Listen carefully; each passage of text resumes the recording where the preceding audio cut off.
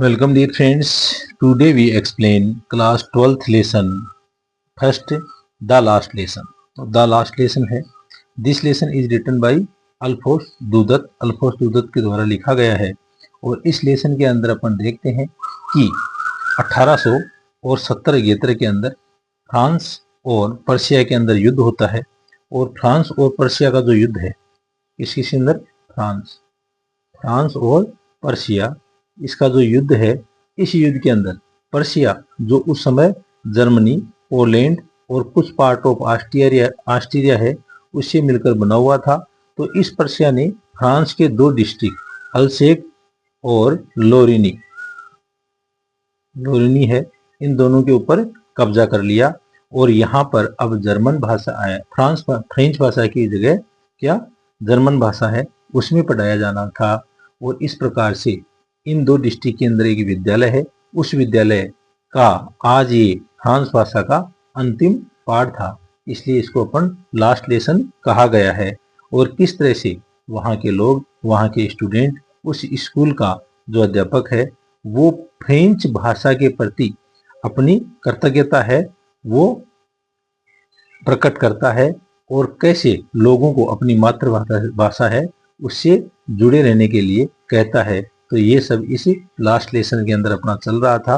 तो इसके मुख्य पात्र हैं एम हेमल। एम हेमल है वो फ्रेंच लैंग्वेज का टीचर है जो विद्यालय के अंदर लंबे समय से कार्यरत था और इसके साथ ही गांव वाले स्कूल के विद्यालय और उनमें एक विद्यार्थी का नाम आता है जिसका नाम फ्रेंच है। तो अब अपन आगे एक्सप्लेन करते हैं। योर पेरेंट्स यानी आपके माता पिता वर नॉट एंशियस, वो ज्यादा चिंतित नहीं थे। टू हैव यू लर्न, कि आप कुछ सीखो, यानी आपके माता पिता हैं वो भी इस चीज के लिए चिंतित नहीं थे कि आप और ज्यादा सीखो।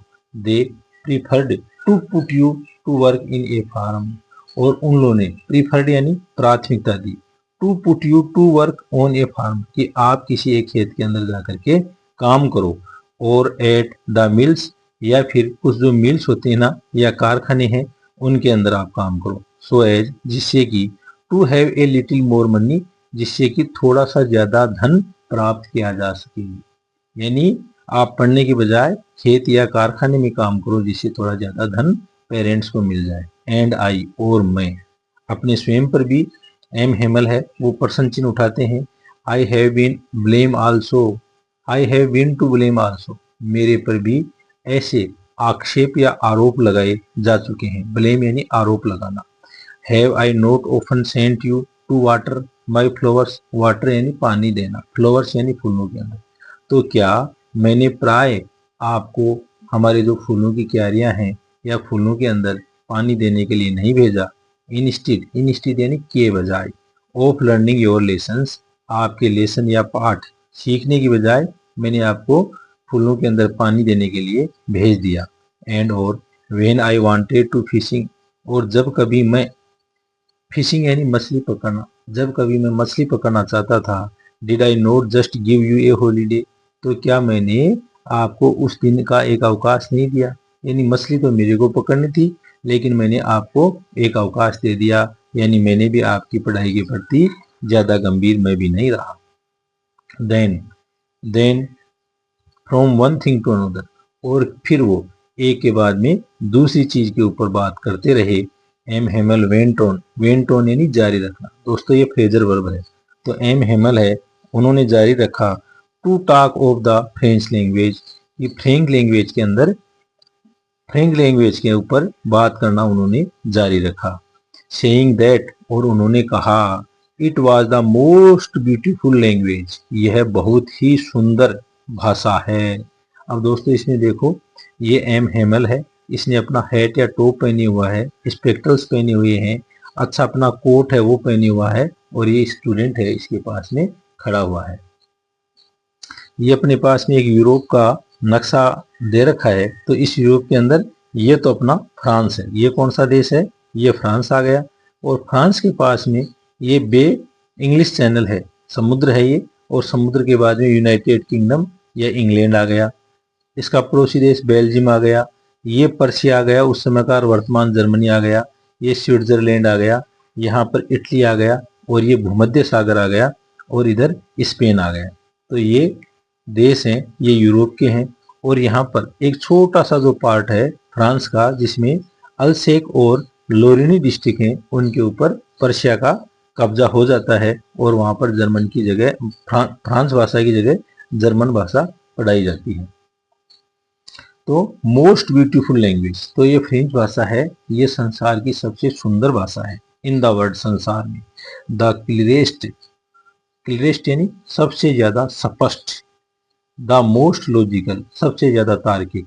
That we must guard it, और हमें इसकी अवश्य ही सुरक्षा करनी चाहिए। अमोंग अस, हमारे बीच में। एंड और नेवर फॉरगेट इट, और इसको कभी भी नहीं भूलना चाहिए।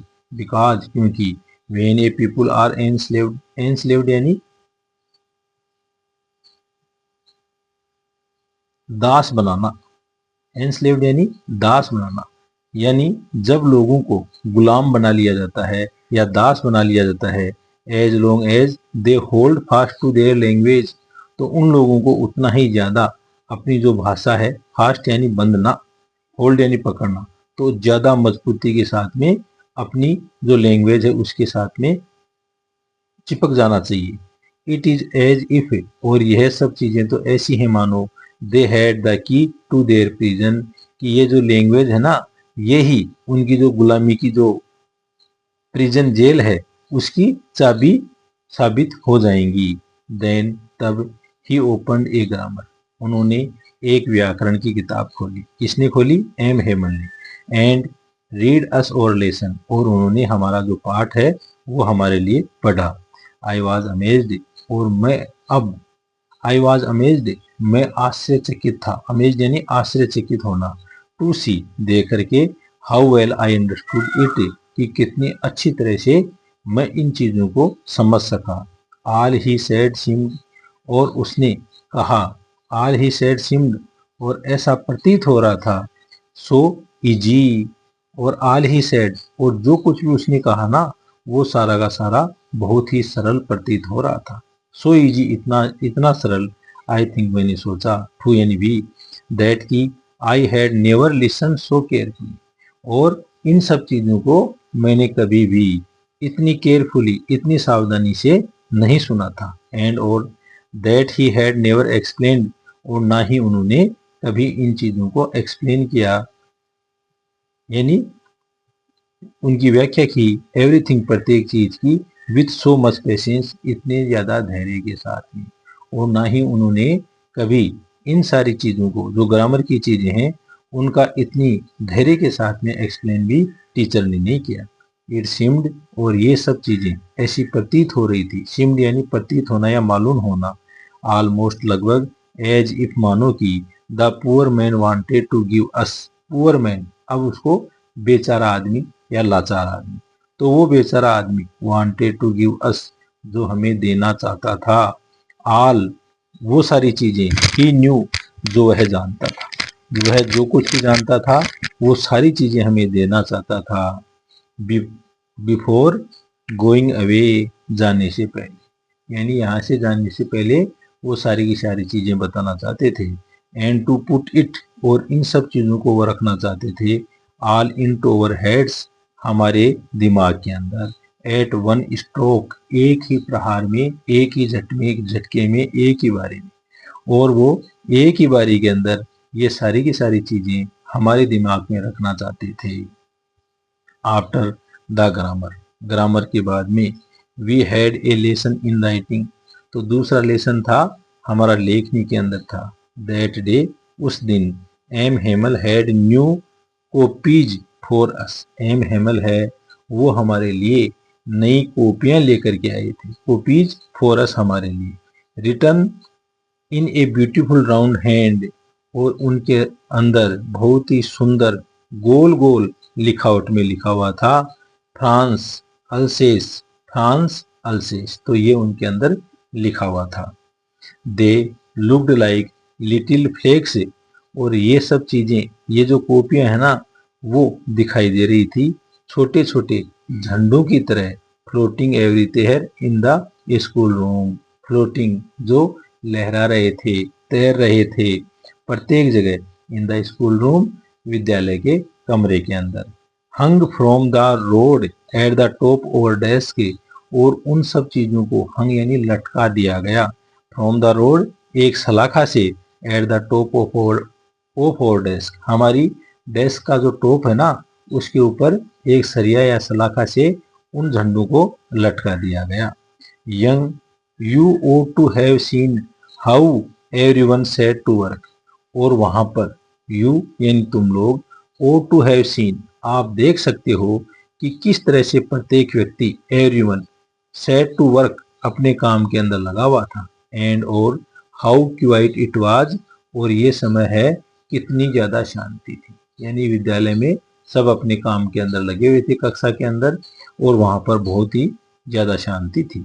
द ओनली साउंड, और वहां पर केवल मात्र जो आवाज आ रही थी, वाज द स्क्रेचिंग, स्क्रेचिंग यानी खरोंचने की आवाज, आवाज या रगड़ने की आवाज, of the pens over the paper, यानी कागज के ऊपर जो पेन चल रहा था केवल मात्र उसी चीज की आवाज आ रही थी, इसके अलावा कोई आवाज आ रही थी।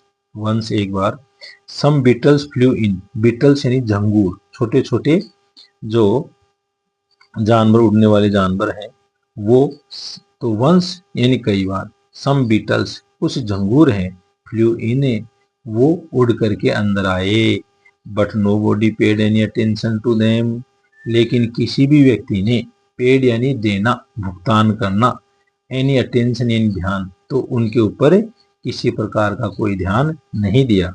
Note even the littlest ones, और यहाँ तक कि जो छोटे छोटे बच्चे हैं ना उन लोगों ने भी उनके ऊपर कोई ध्यान नहीं दिया।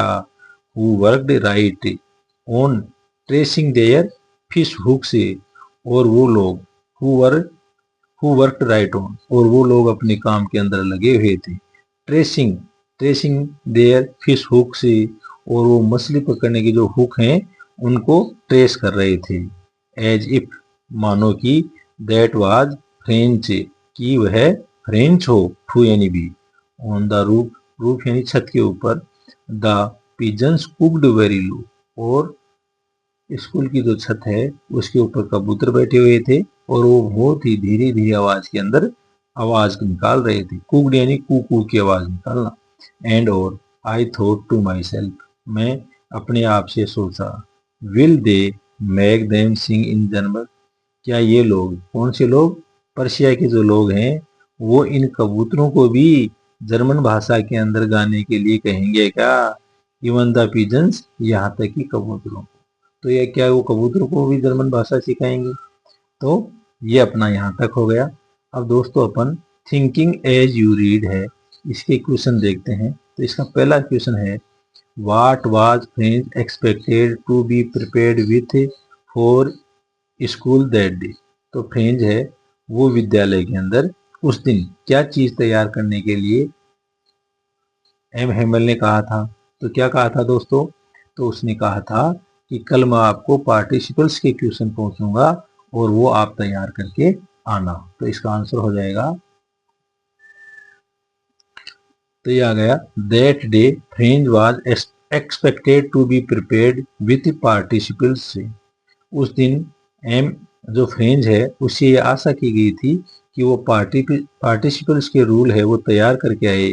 Because M Hamel had said, क्योंकि एम हेमल कह चुका था, that he would question them on the topic, on that topic, क्योंकि वह इन टॉपिक के ऊपर क्वेश्चन करेगा। हाउएवर तथापि, फ्रेंच वाज वरीड, फ्रेंच है वो चिंतित था, बिकॉज क्योंकि he did not know anything about participles, क्योंकि वह पार्टिसिपल्स के बारे में कुछ नहीं जानता था।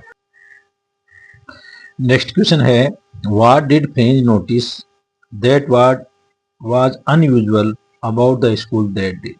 तो फ्रेंच है उसने क्या देखा कि जो विद्यालय है उस विद्यालय के अंदर असामान्य चीज क्या थी।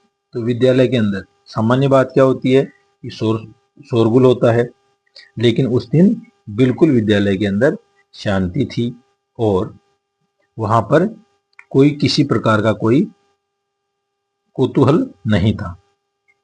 That day French noticed the absence of the routine commotion, commotion यानी हो हल्ला, caused by the opening and closing of desk। तो फ्रेंच ने देखा कि उस दिन किसी प्रकार का कोई हो हल्ला विद्यालय में नहीं था, जो कि अपने डेस्क हैं उनके खुलने और बंद होने से होता था। Repeating of lessons in unison, और एक ही लय के अंदर जो पाठ हैं उनको दोहराए जाने से जो आवाज होती थी वो भी नहीं था।